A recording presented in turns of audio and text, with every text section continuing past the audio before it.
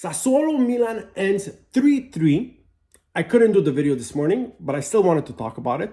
You're going to have to explain to me some of Pioli's thinking, plus where is the killer instinct? Where is the killer instinct when you need it?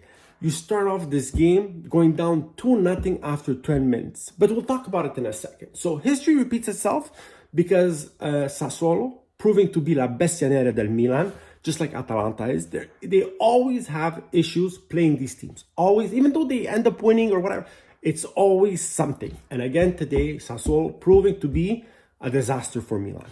And so they go down 2-0. Perfect. Pioli is going to have to explain to me this ample turnover once again, repeating the same mistake over and over. Before an important game, decides to rest a lot of the starters.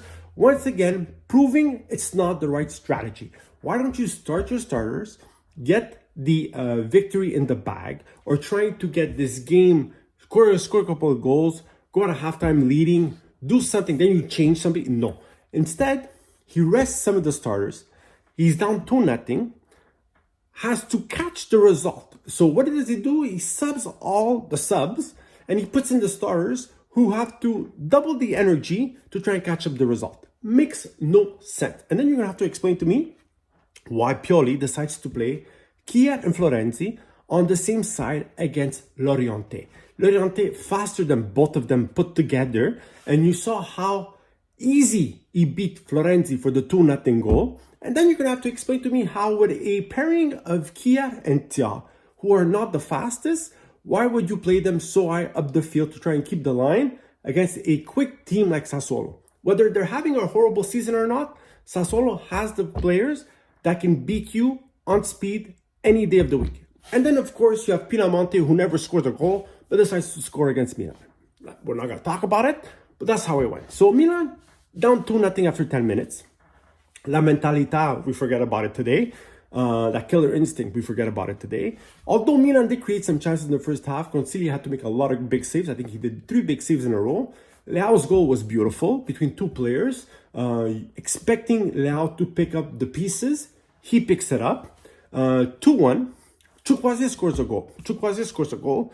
You're going to have to explain to me this offside rule because he is barely offside. The shoulder barely past the defender. He has no clear advantage. And I know right now the rule is any part of the body that is further than the defender, it's an offside. Fine, but it's minimum, and you didn't call it against Inter a couple of weeks ago. So how does it work? So Milan go at halftime, 2-1. The goal gets called back. Sassuolo goes up 3-1, right?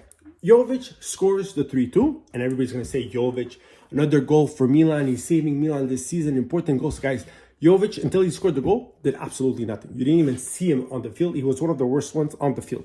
Lucky enough to score the goal on a rebound. He was all by himself. He puts it in.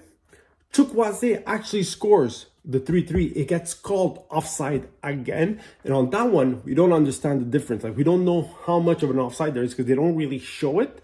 So, gets called back 3-2. Then Okafor comes in and scores another important goal for Milan. Saves Milan 3-3. Giroud gets a chance late to almost win it.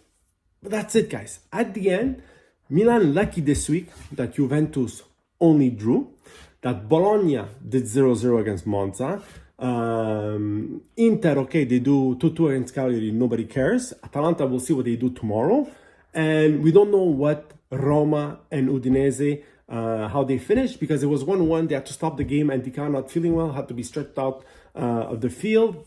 They paused the game. So luckily, it wasn't a heart attack. At least they don't think it's a heart attack, but we're not sure yet what it was. We hope he's feeling better. But not enough. Like, I know you want to see some energy. I know there's a big game against Roma coming, but you don't want to let go. You don't want to put pressure on yourself. Like, Bologna is right there. Juventus is not far. Why take chances? Like, put your starters, play 45 minutes, try to get some goals, go at halftime leading, replace some players. No. Instead, you have to put Giroud. Instead, you have to put Reinders back in. Instead, you have, like, why? Pulisic, everybody, like, why? Do it the other way around. This mentality of putting your subs when there's a big game coming makes no sense. And they're like 20 years old. Make them play. They're fine to play. Anyways, let me know what you think. Write in the comments. Not the greatest game. At least, not chance-wise, they did create stuff, but we saw it. When Milan wanted to accelerate, they created all sorts of problems for Sassuolo. The problem is that mentality of taking it easy, sometimes like too nonchalant. Like you need to pick it up. Like you're in Serie A. Serie A is very tough. Small teams can beat you at any time. I hate it. I hate it. And Pioli, this is why people want Pioli out. Because of these stupid decisions at key moments during the season. And this is one of them. Because today, you could have had 2 straight losses. Because the Rome loss was bad enough.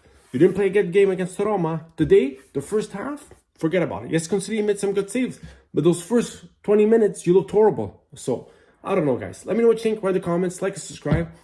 We need to focus. There's only 7 games left or 6 games left, whatever the hell it is.